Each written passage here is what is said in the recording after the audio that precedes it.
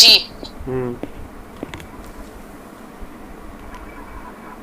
जी बताओ। भैया, जैसे शाम को संध्या वंदन के टाइम बैठते हैं, हम्म। तो बच्चों ने भी थोड़ा थोड़ा चालू कर दिया अपना अपना करना। हम्म। तो वो जब बैठते हैं तो मेरे को ऐसे लगता है कि सेम टाइम इनका नहीं रहना चाहिए, क्योंकि इससे मेरे को डिस्टरबेंस होता है, इनकी तरफ ध्यान रखना पड़ता है। ये कुछ इधर उधर छेड़खानी करते हैं तो इनको बताना पड़ता है।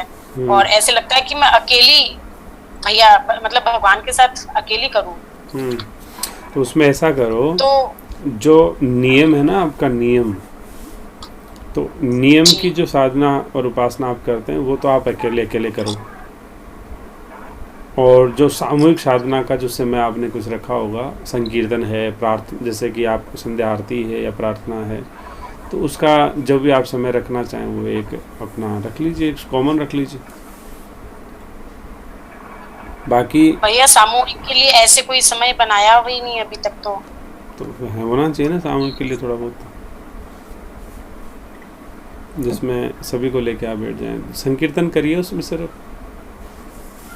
भाई संकीर्तन में चाहे 10 मिनट मान लो, 15 मिनट मान लो, हाँ, वैसे कर सकें, क्योंकि आपके पास भी अपनी व्यवस्थाएं होंगी। तो वैसे 1.25 घंटा होना चाहिए, हर घर में 1.25 घंटा तो मिनिमम संकीर्तन होना ही चाहिए।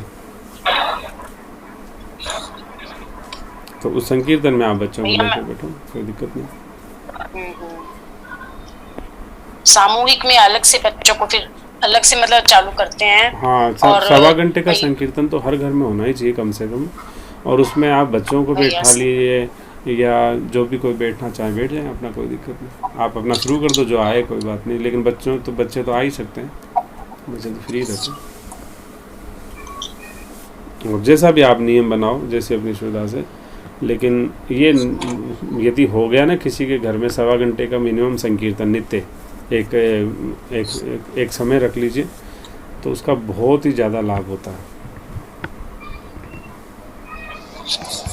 1.25 घंटे का तो नहीं कर सकती भैया अभी, क्योंकि ना वो फिर नहीं भी नहीं पाएगा तो फिर हाँ नहीं, तो कोई जैसा भी फायदा है, नहीं। मैं निभाने वाला नियम बना लो, कोई बात। और नहीं, कोई बात नहीं, एक सामूहिक जो भी आपकी श्री हनुमान चालीसा का जो है एक प्रार्थना वो हो जाए, उसका बना लो, वो बच्चों को बुला लिया करो उसमें।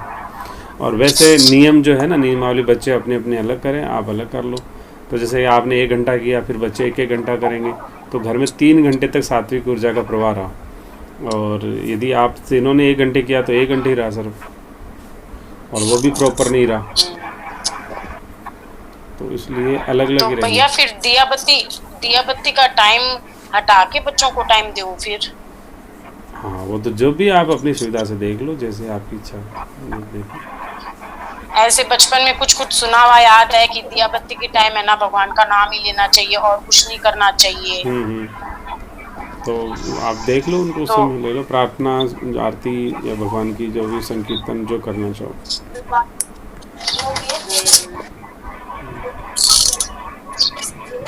क्योंकि बच्चों को आप समय उस समय वो चाहते हैं कि हम भी इनके साथ बैठें, और फिर आप उनको रिजेक्ट करोगे तो वो थोड़ा भगवान के दूरी बना लेंगे। आप ये कहो कि देखो बेटा, मैं ये समय मैं तय कर लेती हूँ, अपने को 3 घंटे करना है, 1 घंटा मैं कर लेती हूँ, 1 घंटा तुम कर लेना, 1 घंटा तुम कर लेना, तो 3 घंटे हो गए।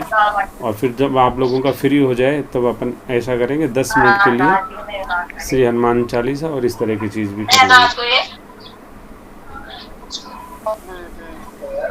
तो वो एक मैनेजमेंट आप अपना।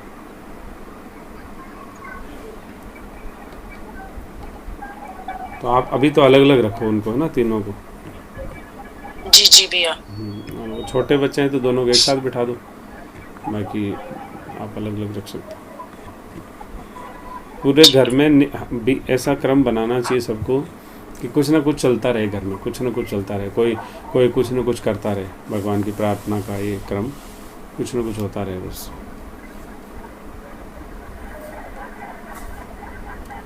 और आप जैसे बता रहे हैं कि श्री गीता जी जब स्वाध्याय करते थे, तो उससे सबसे अलग तो मुझे ये फायदा हुआ कि मुझे ऐसे लगता है कि अब मेरे जीवन में कुछ नियम बने हैं हम्म। और मैं उनको फॉलो कर पा रही हूँ कि हम्म। हाँ। हम्म। और दूसरी चीज, एक स्वामी जी की एक बात ऐसे याद आती है कि आ, नाम एक भी नाम जप का अगर समय खाली जाता है हम्म। तो उसमें इतना दुख होना चाहिए कि कमाऊ पूत मर गया वो। तो वो चीज मेरे को अब समझ में आई है और सही नाम जब मैं अब करने लगी हूँ। जी। तो महापुरुष तो सदा साथ रहते हैं, ये बताया ना, श्रुति के रूप में संत महापुरुष जो अभी तक हुए हैं, आगे होंगे और वर्तमान में हैं, वो सभी कृपा करते हैं श्रुति स्वरूप में। वो गुरु है ना अपने, वो सदा ही कृपा करते रहते हैं। और भगवान तो कृपा की मूर्ति ही है। और तो शास्त्र जो हैं वो भी अपनी कृपा बरसाते हैं, वो भी भगवान का ही वांग्मय स्वरूप है। तो सब चीज़ें हैं, लेकिन बस थोड़ा सा उसका एक विधान बन जाए तो तुरंत लाभ हो जाता है।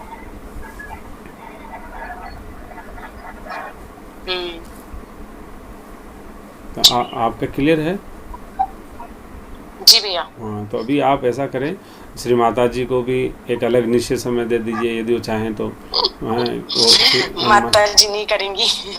माता जी अपने पाठ अलग करती हैं और नहीं, वो नहीं करेंगी। अलग करती है ना पाठ, जो भी करती हैं तो वो अलग। जैसे मान लीजिए माता जी का समय 7 से 8 का, फिर आपसे 8 का, आपका 8 से 9 का, बच्चों का 9 से 10 का, फिर 10 से 11 का, फिर 12। यानी कि मेरा कहने का मतलब है घर के अंदर पूरे दिन कुछ न कुछ भगवान के निमित्त होता रहे।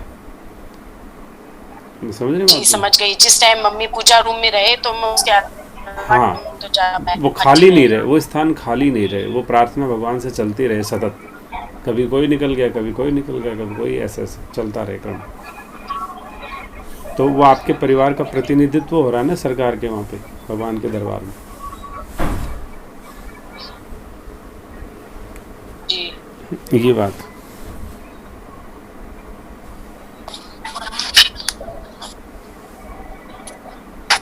क्लियर है आपको, है ना?